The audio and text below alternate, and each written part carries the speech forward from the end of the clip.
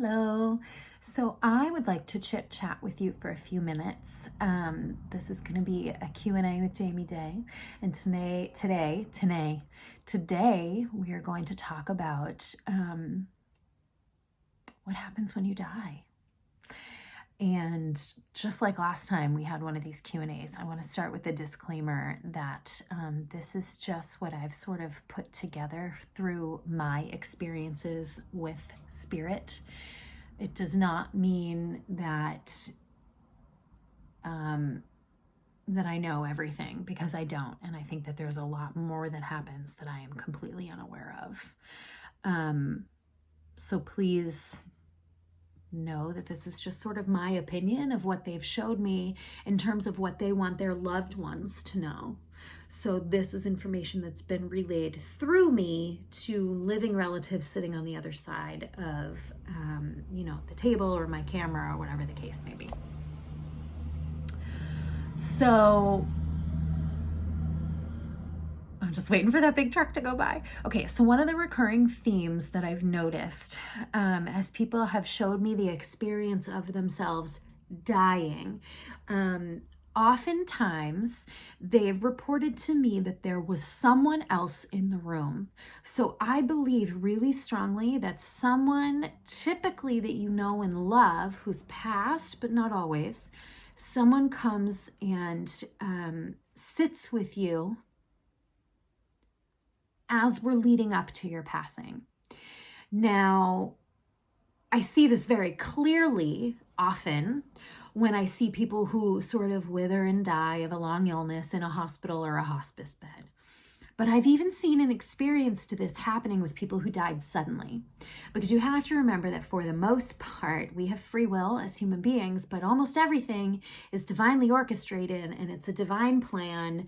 And the angels and the ancestors and the loved ones and the guides knew that your time was about to happen, even though you didn't, and it was a surprise to you, and it was a surprise to your relatives, and it was sudden. So I think that someone comes and sort of watches over you or is there with you. I've seen this appear in more than one way, though. Oftentimes, I will see someone sitting quietly on someone in spirit, sitting quietly on the other side of the room, just sort of being a loving, gentle presence, sort of waiting and watching and just being there, to be just a loving, warming, friendly, familiar, welcoming presence for the person who's dying. I've also seen those spirits come and be with the person who's dying, maybe leaning over them, touching their face, talking to them. Now, we've all probably heard stories where someone who was dying reported seeing someone who's already died in the room. And I think most of the time, this is the explanation for that. A person who's dying has absolutely no motivation to make that up or to lie or to claim they saw a ghost when they didn't. I'm sure there's also physical explanations, synapses in the brain firing and whatever, that the skeptics might say, but I personally believe in the blend of science and spirituality. So I believe that, as the bodies die, like, who's to say that they don't go hand in hand? You know what I mean? Who's to say that the synapses firing aren't triggered by the spirit or whatever? If you're watching this video, you're probably with me. I doubt you've gotten 4 minutes into the video if you think I'm full of baloney. So,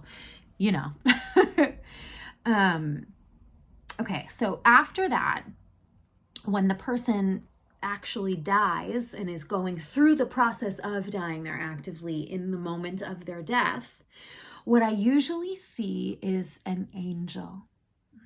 And I could actually cry thinking about it, because the times that I've seen it, it's been so beautiful. Not only like if I were to write it or tell it in a story, like, wow, that's so beautiful, but visualizing it and feeling it feels so overwhelmingly beautiful and supportive and gorgeous. And the way that I see it, when a person is dying, I've always seen it as the angel comes over them, and often their wings wrap around them and embrace them and sort of cocoon them, and and they lift their soul up out of their body and they carry them up to heaven. And it's so beautiful. It really is. It really is. I don't want you to misunderstand. I get very emotional when past loved ones of mine die. Even as a medium, I still have a hard time with death. I do.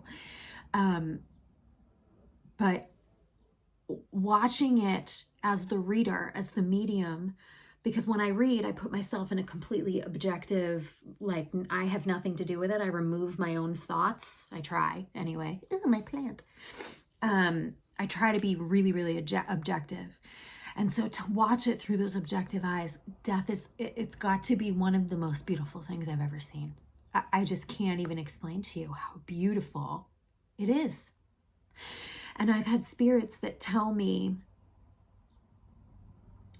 here on earth, in our human form, we celebrate birthdays because that seems to be the most joyous thing that's ever happened to us. That seems to be the celebration.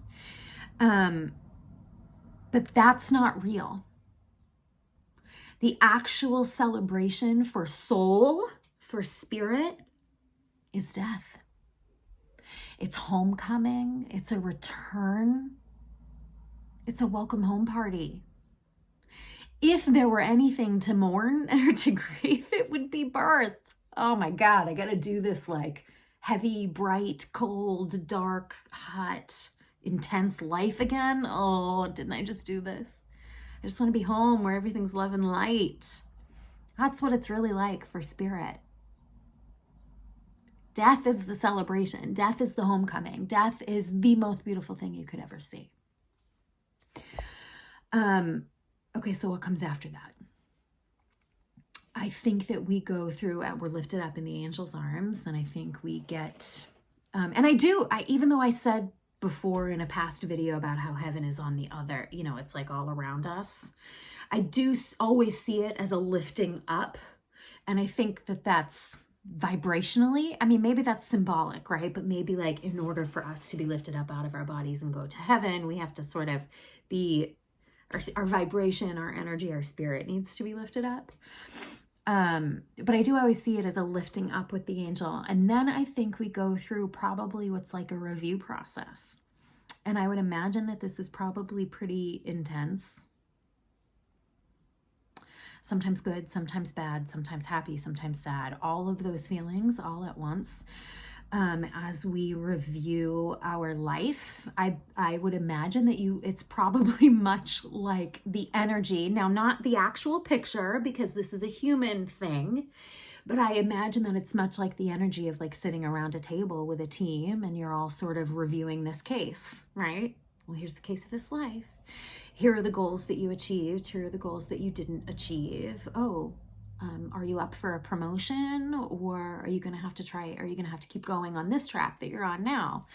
I think that it's probably both really sort of heavy and intense and human, but it's also probably there's a level of objectiveness to it.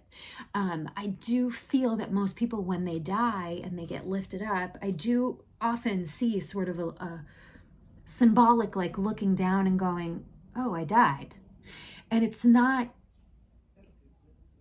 usually when I see it, it's not met with depression or chaos or sadness or panic. It's usually just a knowing. It's usually just a factual feeling that I get on it, going, oh, okay, so that's the thing that happened to me, and now I'm dead. Yeah, okay. And then I'm sure there's got to be a time to sort of process it in your human emotions, but I don't really know. I've had people sort of spirits share with me the way that they would process their death with their human emotions, were they still human. And that's what I mean by sort of stepping back into our human form and our body. But I don't think there's really pain or grief in the same way on the other side. It's more of just a knowing. Well, if I were alive, I would feel some type of way about the fact that, I just was killed or whatever. So I think that there's this review process. I don't know how it feels to spirit. And to be honest with you, I think that it's very private. I don't think it's something that I am really going to be privy to until I have to go through it myself. Because, and I believe in reincarnation, right? So my soul has existed multiple times, whether time is real or not, right? Like my soul, everything happens all at once and not at once and all that. I do believe in reincarnation, so I'm sure that I've died and had to go through the review process before, but I think that there's a reason we don't remember that, and I think that there's a reason that that's withheld from us. So I try not to pry too much into it, because I know that what spirit needs me to know, I'll know. After that, I think that it depends on sort of what happened in your review process. I think that most people don't reincarnate immediately. I think they probably kick it in heaven for a little bit, and maybe formulate a game plan, choose their next life, figure out what it is they need. You know, it's sort of a planning stage. And then I think eventually they reincarnate. And I think that even though they reincarnate, you can still connect with them in a reading. And that's a whole nother Q&A that I'll get to another time. But that's because of what I said before. I'm sorry, I can't stop touching my hair. This one piece is bothering me and I can't, it's like I can't stop touching it.